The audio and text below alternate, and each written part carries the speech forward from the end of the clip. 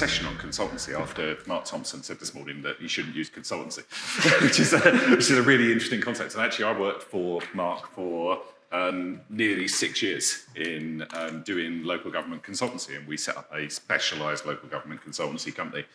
And actually, I agree with Mark. I think that the majority of things that organisations tend to use consultants for tend to be the wrong type of things, and they tend to be about intellectual exercises where actually the knowledge and the experiences within the councils themselves. What we've really been looking to do, and we stood on this stage 10 months ago at Jadu Academy and said that we're launching our business transformation service, our Jadu Consultancy service. And over the last 10 months, what we've been trying to do is really help accelerate the journey that our customers are on. And, you know, it's great to hear the feedback from Dave. I'll have a word with him later about some of their comments. But, you know, getting organisations moving as fast as possible to get to the place that they want to get to. And every organisation that we've worked for has had a deadline so far. And actually going on a digital transformation journey is a really, really difficult exercise. It's really complicated. Everybody in this room works in digital transformation in one way, shape or form. And it's hard. You know, you're balancing the demands of an organisation, you're balancing the demands of your citizens, your members, its budgets, its systems, its legacy, its technology, and the skill sets that are required to deliver that are immense. So what we're really trying to do with the consultancy side is help you through that process. And actually be available when you need that extra boost of information, you need that extra boost of expertise, or you need the ability to move at pace. And I suppose we've got two arms to this, and Paul talked to you about our customer success team earlier, and they're really there to help you think about how to use specific parts of the product or where you need more specific advice. The bits that we'll do is we'll take problems away from you as well. So we'll say, actually, you've got this problem, how can we help you solve that problem? And we'll deliver that one for you. There's a couple of customer journeys that we're going to talk about today, just briefly as we run through them. The first one is West Northamptonshire Council. So West Northamptonshire Council, is Richard still here? Or was he gone? Nope, I think he's gone now. This is the point where I look around the room to see who's gone. West Northamptonshire Council had a real problem with special educational needs. They were quite heavily criticised by Ofsted in the latest report. I don't know if that's familiar to anybody in the room or not. But they were really struggling with it. And they were really struggling with how do you increase the speed that that service is running at. Siraj talked to Anna, who's the chief exec at West Northamptonshire. She said it was the thing that was keeping her awake at night, was worrying about special educational needs and how they were going to get these times down. So actually what we looked at with them is about what would a digital transformation approach look like if you took special educational needs as a whole. So we did a few things with them. We ran some proof of concepts about using artificial intelligence. Fascinating in the application of that. We actually took all of their requests for statutory assessment processes, gave them to an AI in an anonymised fashion and said to that AI, could you actually tell us whether this person's going to qualify for an assessment or not? Using the kind of large language models to try and achieve that. We didn't want the AI making decisions. It was a really important point. Can't make a decision, can't take an AI to court with you. Anybody who's heard me say that before? But what we were looking for is, actually there's a criteria within there that says, if you're doing a special educational needs assessment, and the answer to that is yes, we're going to give you an assessment, nobody's going to complain about that. So could you use an AI to actually work out which ones of those are just going to get through that process and say, we're going to say yes to, and then automatically move those through. That was a really breakthrough point for West Northamptonshire, and they were looking at it from the perspective of, can that actually help them move forwards? Can it actually help them achieve their objective around special educational needs? But as part of that, as part of taking that problem away from them and us working through that with them, we needed to look at various things. So we did full options appraisals, looking at benefits, looking at risks, looking at different technology stacks. And one of the things that we'll do as part of the Jadu consultancy practice is not just looking at purely the Jadu implementation of it. We'll look at the tooling around it as well, and whether that's using Microsoft products, whether that's using AWS products, whether that's using middleware, automation, reporting. And in this instance, we were actually using Bedrock AI as part of their AWS subscription. So using the tools that were available to the council. Because it was special educational needs, it was heavily dependent on partners. And actually, we had to do co-production and co-design with those partners as well. So that's Senkos, that's schools, that's educational healthcare professionals, all of the expertise that's around that, and bringing them all together into a single place to actually work out what this process could look like. We did service design. We went and had a picnic in a park with a whole bunch of children and parents with special educational needs to actually understand from them about what their needs are, what their desires were, how they wanted to adopt that service. And that led into our user research piece and how we align all of those components together. Not only that, we needed to look at architecture, system design, gateways, pathways, security, information governance, all of those things that are wrapped around being able to complete a service. And then finally, we did the form and workflow design build in Jadu. We did testing with them and support them through that process. We did the AI development. And then we also co-delivered a whole bunch of events with them as well for them to be able to bring forward the things that they needed to do with their partner organisations as well. Interestingly, with West Northamptonshire Council, they've done that piece of work. There was a really key piece of learning from that, which is that an AI is only good as the information that you've got. And what they discovered was that their information was atrocious. And actually, we can ask an AI to make a decision. We can ask an AI to analyse that information. But if it's in a really poor state to start with, if you don't have your data foundations in place to begin with, you're always on the back foot in trying to work through that process. So they then asked us to come back and look at a second piece of work for them, which is now looking at their case management approach, which is actually about how do we collect all of this data. I think it is, I don't want to look at Suraj and the team, I think it's possibly the biggest form we've ever put on Jadu. It's hundreds and hundreds and hundreds of fields on a single form, which caters for multiple professionals, multiple repeating sections, and I'm not going to lie, it was a nightmare to build. So we worked through that process. So West Northamptonshire Council, still in flight with us at the moment, but actually by putting that entire focus on that project, putting the resources, the knowledge and the expertise in place around it, they were able to progress really quickly. So from end to end, we started with them in the summer of last year, and they are in user acceptance testing at the moment for their full case management solution, which is been built entirely on top of the Connect platform as well, which again is probably one of the most complicated workflows I've seen on Connect as well. Liverpool thought they were going to be on a train on the way home before I got to this slide. so I'm quite pleased about this. We also, at Jadu Academy last year, we announced that Liverpool had become our latest customer on our full digital platform. And that was really exciting. And a team of us, we rocked up to Liverpool in a very sunny November last year, uncannily sunny to be in Liverpool. But we went down to Liverpool, and actually we started the conversation, much similar to the conversation we had with Dave at Barnet when he started his project as well, to say, actually, are you in a good place to do this? Do you have things in place that are going to enable you to succeed as an organisation? And that meant thinking about things like benefits realisation. It meant thinking about things like change management. I've got to say that again, but they've obviously nods from both sides now. But also started to think about like what are the practicalities of actually transforming your organisation. And there's something about getting yourself set up in the right way at the beginning of a project, but also coming back to that when you start the process of thinking about what's the next big thing that you're going to do on top of that project. So we've got this process now we've lovingly called Sprint Zero. And Sprint Zero is the thing that you do before you start doing something new. And it's about, have you got the conditions for success in place before you start? And that's not about, do I have some forms developers? It's not about, do I have some people that can build some workflow or write some content on a web page? It's about saying, actually, do you have senior leadership buy-in for this process?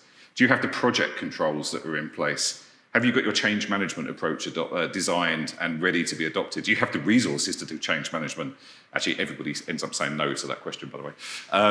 But it's about making certain that you've got everything that you need in the right way of doing it.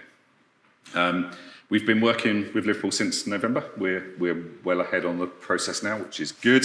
Everything's running really well there. But again, it's about making certain that the skills and the expertise and the resources were in place at the right point in time to do that.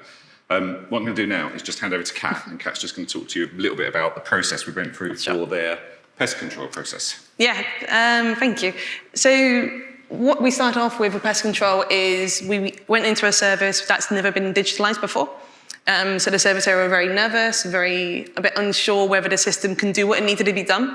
So there was a lot of work need to be doing to kind of bring them onto the journey with us, get that change management alongside with them to make sure they understand that kind of that change curve of taking on new products, but yes, it can do what it needs to, and it's all about that kind of collaborative working partnership we did with Jadu. That was the service area, the SMEs, the project team, the digital team, and it's bringing them on a journey with us and listening to them, working in partnership with them to make sure that the process they have is what is suitable for them and ultimately suitable for the service. Throughout this, we did as-is process mapping, to-be mapping sessions live with the service, holding workshops, mapping it there, making sure everything was right, getting them involved at every single stage. And throughout this, what we've done is we've built forms and workflows using some key integrations as well for the pest control process. We've got online bookings, online payments. We're using CMS war data integrations. We've also got webhooks set up for automated real-time reporting, which is in collaboration with Power BI and Power Automate. And we've also used some customizations on Twig template for ribbon and columns to output the data in a more user-friendly way to the service. So when they're seeing the cases that come into the Connect workflow, they can have a look and say, oh, at a quick glance, I understand what this data means. And that was a really important part of the journey with us. And throughout the development stages, the one thing that we found was really, really important was we had weekly show and tell sessions. These weekly show and tell sessions were really vital, but very vulnerable from our side. We're showing them how we've developed the process. It isn't finished, it's rough ready, but this is what we're doing. Are we on the right track? Does this look good? Are you happy with this? And it enables us to kind of iterate that development process, work collaboratively with them and saying, yes, we're on the right path and we're involving you at every single stage. We're not developing blindly. So there's kind of every time throughout the stage, we're doing a lot of collaborative and checking in with the service and the project team to make sure everything's going as expected. And then we go through these kind of check-in stages through testing as well. And that's really important to kind of let them take ownership and get involved in the testing phases, but also us there supporting them and handing over the different test phases for them to say that we're here, we go for alpha testing, we go for beta testing, and then making sure by the time we get out the end then there'll be minimal changes and the process is ready to go. And I slightly touched on it already, but I think one of the big things that we've started from the get-go with Liverpool is the real-time data reporting. So this is their first case type in Connect, will be pest control, and all the other case types will follow. They've got the webhook set up using Power Automate to get the data out in real time. Just means that they're setting themselves up at the start, a very good approach. Automated reporting and anything that else comes into Jadu Connect, they can be able to report on that on a regular basis. And that was a really important part for the team to be say, what can we do with our data and how can we get it out and make sure actually in 6 months' time when we review this process, how are we getting on and what can you do to iterate it and improve it moving forwards. And next up, we'll be looking at doing some members work for them as well and some more bits moving forward. And we're just coming out the side of almost to the end of our second UAT phase testing for pest control. So hopefully we're looking to be going live towards September time, but yeah, it's almost there and looking very good. Thank you. So Dave spoke about Barnet. I'll just continue with Barnet. It's the third large piece of work that we've taken on board since last November, and this is a kind of whole new service that Jadu is offering. So, it's taking on 3 major pieces of work during that process. It's been lively, should we say, quite busy. But actually, what I'm trying to, I suppose, articulate here is that we went through the same process with Barnet as we went through with Liverpool, and we've gone through with West Northamptonshire as well. There's a consistency in the approach here about getting things set up. I think Dave said enough about the kind of the Barnet approach. The bit I just want to cover off is that when Dave says we're on quite a tight deadline for October, that's the list of processes on the right-hand side. If anybody else feels like building all of those by October, it's quite a challenge. But yeah, actually we took a methodology even into those processes to do mini discoveries on those processes to understand actually are they in a fit state, ready to be digitized. There's a couple that we actually dropped off of this list because actually we didn't feel that they were in the right position to be digitised at this point of time. And if you're on one of those really tight deadlines, then making that decision can become quite a crucial aspect of it. Which button am I on? There we go. We've also been doing some specialised workshops as well, and knowledge transfer as well. So we did a piece of work at the back end of last year around, it was change management in collaboration with London Borough of Camden. And that was really looking at upskilling their leadership team in their contact centre about change management within digital transformation. And understanding how you shift your models of change management from being a leadership model where you're just responding to KPIs or you're just responding to service level agreements to where you're actually coaching, mentoring team members, where you're thinking about what the change journey is that you have to go on to bring your staff along with you as well. We did a series of workshops with their senior leadership team in the contact centre. They liked that very much, and so we then went in and did it with their team leaders within the contact centre as well. We've been using a methodology called ProSci for that. If you haven't heard of ProSci before, I would highly recommend that you give it a Google and have a look for that. We also did benefits management and realisation. We've run a few workshops with that as well. Some of our colleagues from Rotherham have done that session with us who are in the room today.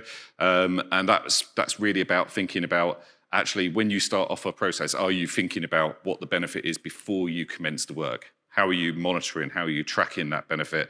How are you making certain that the things that you're building are actually bringing the benefit? Benefit, we tend to think of in local government when we talk about benefits, we tend to think about it as financial. We tend to think about money, cash, savings, cost avoidance, opportunity savings, all of those sorts of things. But actually benefits can be about citizen experience. They can be about the way that you are delivering information. They can be about the way that you're interacting with your partners. You know, and so thinking about what those non-tangible benefits are as well. We talked about Sprint Zero there. Sprint Zero worked incredibly well for our new customers, and it's a methodology that we've been doing for a while now, and that's all about setting up success. But we've also been asked a number of questions from senior leaders in organisations to say, we're on our digital transformation journey, we're not entirely certain if we're kind of doing it right, or are we doing the things that we should be doing at the moment, or are the way that we're using the platform the right way of using it? Rotherham were our first customer 3 weeks ago, where we did a digital health check with them as well. And as part of that digital health check, we brought a team of Jadu specialists on site with Rotherham, and we did a piece of work where we brought content management specialists in to talk to the content management team. We brought digital process specialists in to talk to the forms team and the connect team, and we also then brought other colleagues in as well to talk to leaders within the organisation about digital strategy and the way that it aligns with digital technology, platforms, AI, all of the sorts of subjects that you've been hearing today as well. So if you're interested in hearing any more about that, then either speak to me or your account managers, or just reach out to us and we can take you through that. And then finally, I think I mentioned at the beginning that our brief is also to think about what your wider ecosystem looks like, not just the Jadu platform itself as well. So we've been looking at how do you integrate Microsoft Teams with Caseflow. We've run some webinars on this, and hopefully if you're a Connect user, then your account managers would have reached out to you to talk to you about this as well. There's an awful lot of technology that you've probably got in your toolbox already, which costs you no money. It's available to you, and it's about how can you utilise that with the product. So Microsoft Teams is pretty much ubiquitous across our customer base. What we've created is the ability to take a case and then use that case within the Microsoft Teams environment, not necessarily requiring a user to even log into Connect to be able to work with that case. You've heard a bit today about Power BI and real-time reporting. So we've been looking at how to use some of the more advanced reporting technologies around the Microsoft stack as well.